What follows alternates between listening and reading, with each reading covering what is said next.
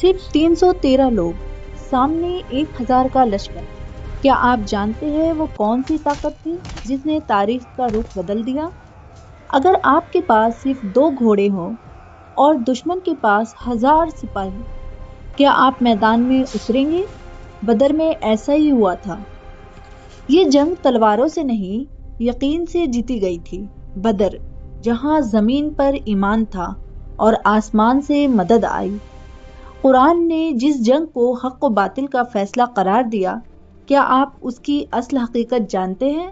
میدان بدر حق و باطل کے درمیان کی سب سے پہلی مسلمانوں کی جنگ تھی۔ یہ صرف جنگ نہیں تھی، بلکہ اللہ کی نصرت اور ایمان کی سچائی کا عملی مظاہرہ تھا۔ قرآن نے اس واقعے کو محفوظ کیا تاکہ قیامت تک اہل ایمان سبق حاصل کرے۔ جب محمد صلی اللہ علیہ وسلم مدینہ تشریف لائے تو قریش نے مسلمانوں کی املاک مطلب مال وغیرہ ضبط کر لیا، چھین لیا اور دشمنی بڑھا دی۔ مستند تفاسیر جیسے ابن کثیر بیان کرتے ہیں کہ بدر کا واقعہ اسی دشمنی کا نتیجہ تھا۔ اسلام کا سخت ترین دشمن ابو جہل بدر کے میدان میں وہ غرور سے بھرا کھڑا تھا۔ اسے یقین تھا کہ آج مسلمان ختم ہو جائیں گے۔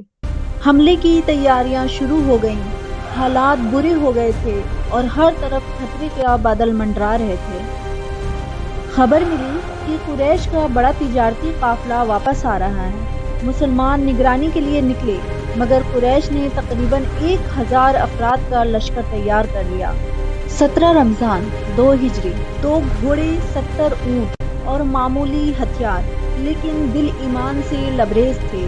وہ جانتے تھے کہ اصل مدد اللہ کی مدد ہے۔ جب صرف 313 مسلمان 1000 لشکر کے سامنے کھڑے تھے، یہ تھا غزوہ بدر، وہ معرکہ جسے قرآن نے یوم الفرقان کہا، یعنی حق اور باطل کے درمیان فیصلے کا دن۔ میدان بدر میں جنگ سے پہلے نبی صلی اللہ علیہ وسلم نے ہاتھ اٹھا کر دعا کی۔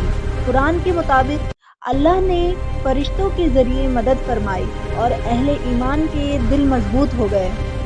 جنگ چھڑی تو سخت مقابلہ ہوا، قریش کے بڑے سردار مارے گئے اور جنگ کا رخ بدل گیا۔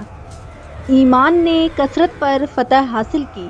یہ فتح مسلمانوں کے حوصلے بلند کرنے اور اسلام کے پھیلاؤ کا سبب بنی۔ بدر نے ثابت کیا کہ سچی نیت اور اللہ پر بھروسہ ناممکن کو ممکن بنا دیتا ہے۔ توکل اور اخلاص کامیابی کی کنجی ہے۔ آزمائش ایمان کو مضبوط کرتی ہے۔ اللہ کی مدد غیر متوقع طریقے سے آتی ہے۔ بدر ہمیں سکھاتا ہے کہ جب نیت خالص ہو تو تاریخ بدل جاتی ہے۔ بدر کی داستان آج بھی ہمیں یاد دلاتی ہے، کامیابی وسائل سے نہیں، یقین سے ملتی ہے۔ جزاک اللہ خیر۔